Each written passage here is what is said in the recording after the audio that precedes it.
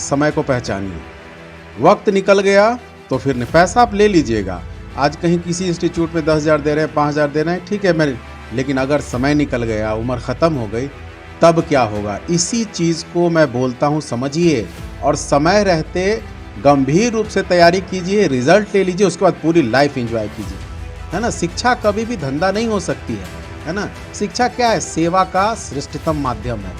अभी आपने देखा होगा कि कुछ बच्चे जेल चले गए, ठीक है, बच्चे तो जेल चले गए, उन पे एक्ट लग गया, एविडेंस है, सजा मिलेगी, जिंदगी तो बर्बाद हो गई।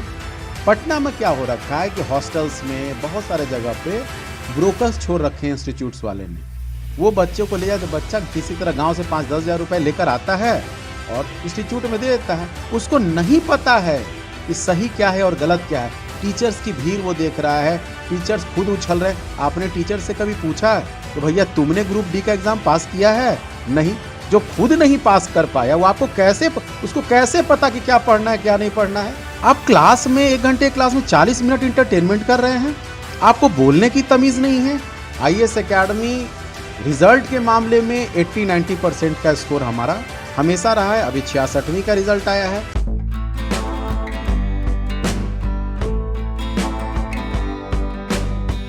नमस्कार, मैं हूं अनूप नारायण सिंह और आप देख रहे हैं बिहारी खबर के डिजिटल प्लेटफॉर्म को। हमारे साथ हैं निखिल शर्मा, जो IAS एकेडमी के निदेशक भी हैं और जाने माने शिक्षक हैं।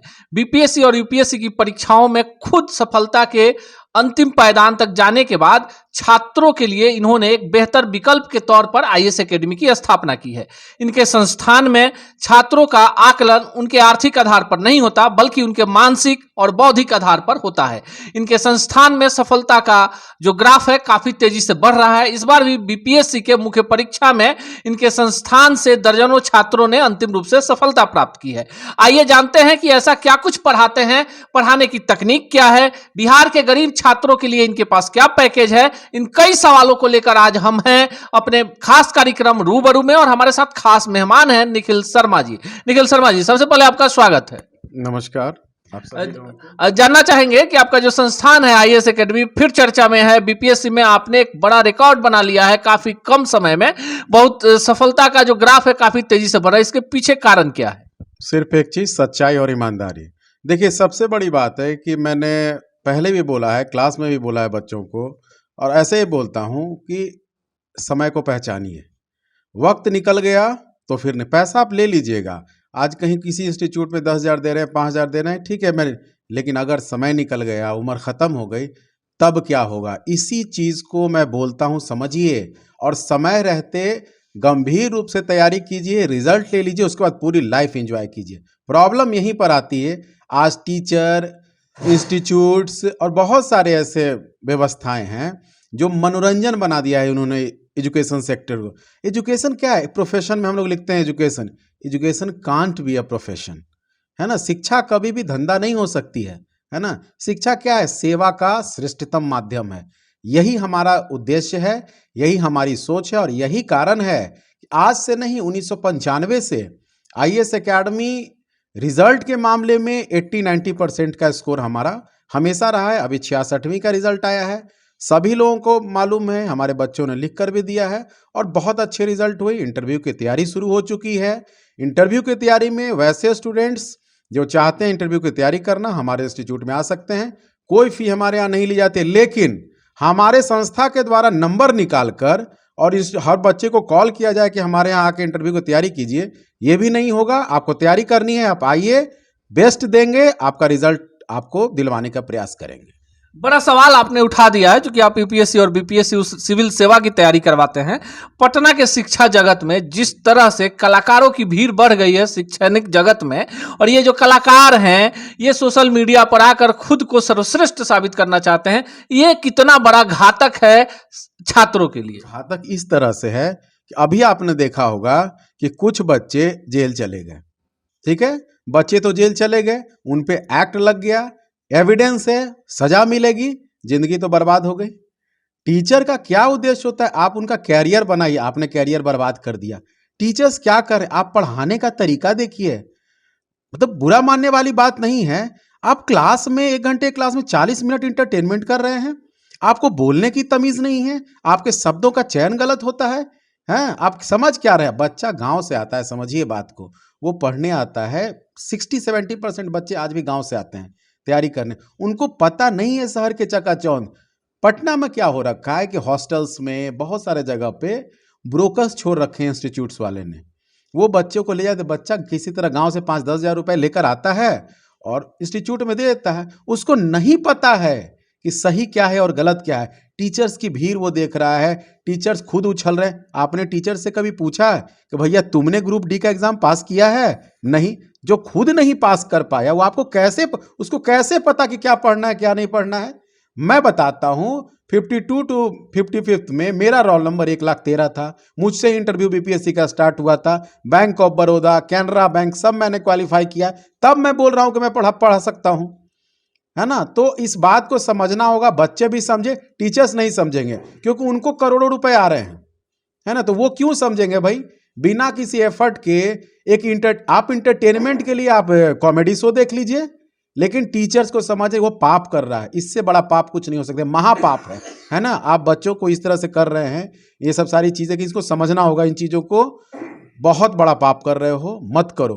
10 ही बच्चे को पढ़ाओ, मत कमाओ, उतना कमाओ कि पेट भर जाए, इंस्टीट्यूट चल जाए और पढ़ा लो उसको, उन चीजों को।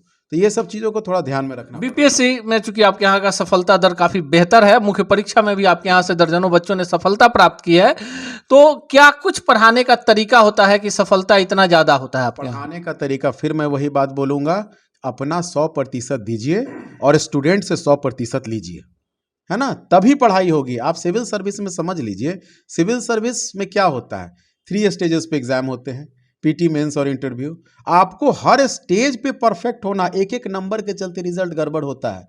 अब हम पीटी पढ़ रहे हैं, तो पीटी में सिविल सर्विस का एक अलग तरीका होता है, वनडे एग्जाम्स होते हैं, उनका अलग तरीका होता है। आपको पीटी में ही मेंस की तैयारी शुरू कर देनी पड़ती है।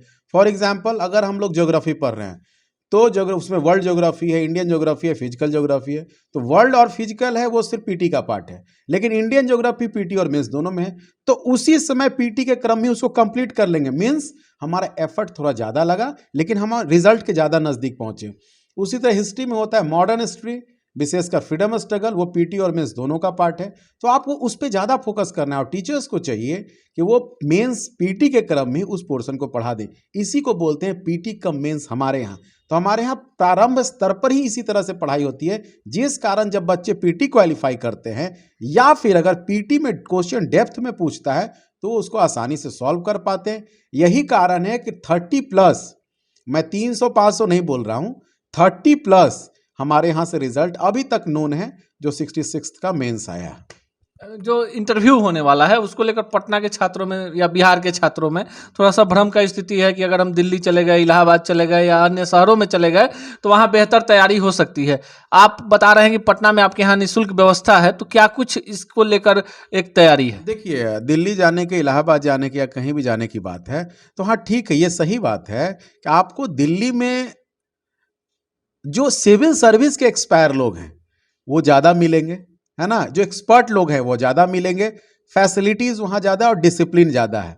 यहाँ पर पटना में क्या प्रॉब्लम है या हो रही है कि एक ही बैच में रेलवे भी पढ़ा दे रहा है, सिपाही भी पढ़ा रहा है, दरोगा भी पढ़ा रहा है और बोल रहा है सिविल सर्विस भी पढ़ लो।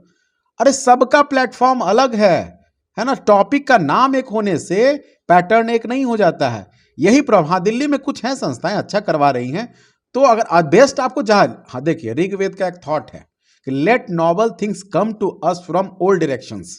ये ऋग्वेद के प्रथम मंडल का उपदेश है, यानी महान चीजें जिधर से भी आए उसको ग्रहण कीजिए, बट महान चीजें, है ना। तो पढ़ाई में, लड़ाई में, है ना, और कॉमेडी में अंतर समझिए। नहीं समझिएगा जिंदगी बर्बाद होगी। यही टीचर्स आपको रोड पर लाएंगे, अपना फायदा उठाएंगे, आपसे नारेबाजी करवाएंगे, क्लास में भीड़ दिखाएंगे, पैसे कमाएंगे सोशल मीडिया पे और लास्ट में आपका कैरियर बर्बाद कर देंगे। आखिरी सवाल, जब शिक्षा को पूरी तरह से व्यवसाय बना दिया गया है और कोविड काल ने 2 वर्षों में निजी शैक्षणिक संस्थानों और कोचिंग संस्थानों को बहुत प्रभावित किया है, ऐसे में ऐसे नौटंकीबाज टीचर जो पैदा हुए हैं, जो यूट्यूब और फेसबुक पर आकर ऐसे ऐसे हरकत करते हैं जो कहीं से भी बेहतर नहीं कह सकते हैं। एक शिक्षक का चाल चरित्र चेहरा नहीं हो सकता। दोनों की मजबूरी है, दोनों को किस रूप में लेते हैं? दोनों को रूप देखिए, मैं फिर वही बात बोल रहा हूँ, आप हर जगह पार्शियलिटी कर सकते हैं, शिक्षा जगत में नहीं। आप क्यों नहीं इस बात को समझ रहे हैं? कल आपके बच्चे भी पढ़ रहे होंगे, कल आपके बच्चे भी पढ़ेंगे। अगर यही चीज जो आप कर रहे हैं, आप ये सोचिए अगर आपके बच्चे के साथ होगा, उसका समय अगर बर्बाद कर दिया जाएगा। एक गांव से बच्चा पैसा लेकर कैसे कैसे आता है, आप उसकी जिंदगी तुम ये क्यों नहीं बता पा रहे हो कि तुम खुद नहीं पढ़े हो? हैं, एक टॉपिक ले लेगा, सामने स्क्रीन पे चला देगा और उछल उछल कर बोलता रहेगा उसी को। आप उसको डेप्थ में जाना है ना। जिस तरह हम लोग पढ़ाते हैं कि 1909 में मॉर्ले मिंटो आया, फिर 1919 में चेम्सफोर्ड आया, 1935 में भारत शासन अधिनियम आया, फिर आपको 44 में आया, फिर 46 में कैबिनेट मिशन आया, 42 में क्रिप्स मिशन आया, वहाँ से होते होते आज़ादी तक हम लोग पहुँचते। तो एक सीरीज चलती है, तो पढ़ाई में एक डेप्थ है। अब ये नहीं कि सिर्फ 1935 पकड़ लिए, वो सामने रख दिए, उसके आगे पीछे कुछ आता नहीं है और उसी को उछल उछल के बता रहे हैं। तो आपके बोलने से, आपके बैठने से, और जब आप क्लास में पढ़ाते हैं तो आपकी स्टेटमेंट से मेंस का आंसर बनना चाहिए। आपका एक एक लाइन वहाँ आंसर के रूप में, ये नहीं कि क्लास में आप भ्रंश शब्दों का प्रयोग कर रहे हैं, ससुरा, बेटवा, फलनवा, चिलनवा। अरे क्या लिखेगा भाई? आपका तो शब्द उसका आंसर होना चाहिए। तो टीचर्स को इन बातों का ख्याल रखना चाहिए। नहीं रखिएगा, आपको कभी ना कभी इसका पछतावा होगा, इसका भुगतान करना पड़ेगा। आपको फॉर द टाइम बीइंग आपको लग रहा है कि बहुत अच्छा हो रहा है, पैसे कमा रहे हैं, लेकिन याद रखिएगा किसी भी गरीब बच्चे के साथ, किसी भी बच्चे के साथ आपके द्वारा किया गया छल आपके नरक के द्वार को खोल देगा। यह है निखिल शर्मा और ये आईएएस एकेडमी के निदेशक हैं, ख्याति प्राप्त शिक्षक हैं। इनका मानना है कि शिक्षा जो है संस्कार के साथ आती है और जो शिक्षक नौटंकी कर रहे हैं, कलाकारी कर रहे हैं, कृपया बच्चों के भविष्य के साथ खिलवाड़ नहीं करें।